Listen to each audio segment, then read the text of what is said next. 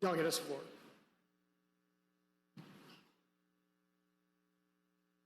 Hello? There we go. Mr. Speaker, ladies and gentlemen of the House, thank you for that respect you're showing to one of your senior members. But honestly, I couldn't sit here and think back about 1989 without seeing the parallels to this session today.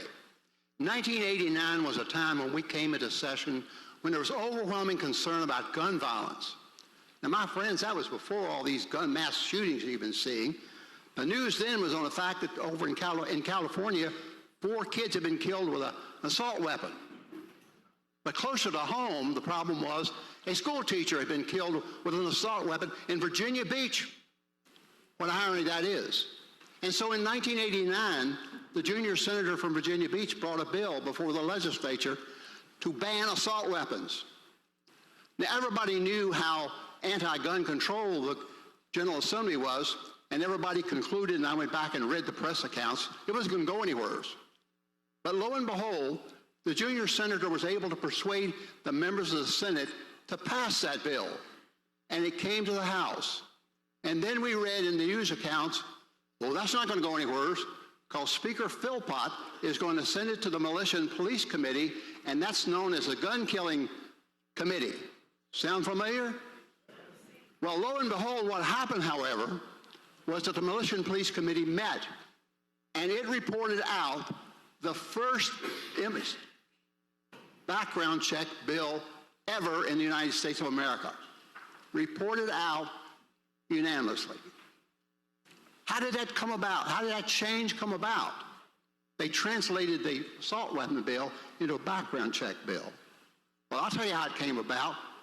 There was a gentleman sitting in the seat over there where Delegate Watts is sitting now. Delegate Vic Thomas. Everybody respected Vic Thomas.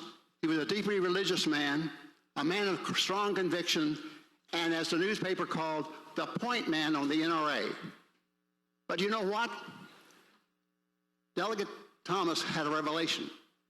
He recognized that there was so much violence in our nation, we had to do something.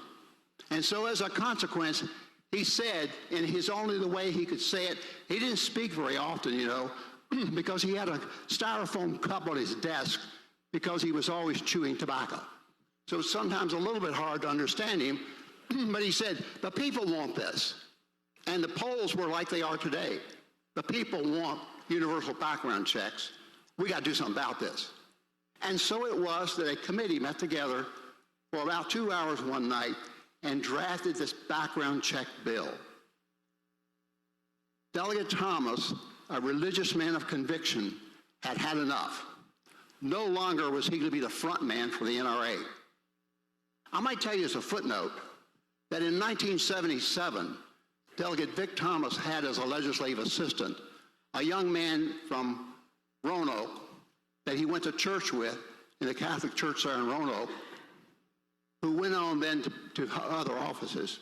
That person was Wayne LaPierre. That was his legislative aide. And when the bill came out of Militia and Police... Delegate Plum, we're past 2 minutes. 30 seconds. When the bill came out of Militia and Police, the NRA, by some newspaper accounts, supported it. By other newspaper accounts, they simply didn't oppose it. But the point being, ladies and gentlemen, we had a person who was no longer willing to put up with the gun violence, who was no longer willing to put up with the direction of the NRA. The Senate will come to order. The senators will please take their seats. Those persons not entitled to the privilege of the floor will please. My final question is, who's going to be that person in this legislative session this year? Thank you, Mr. Speaker.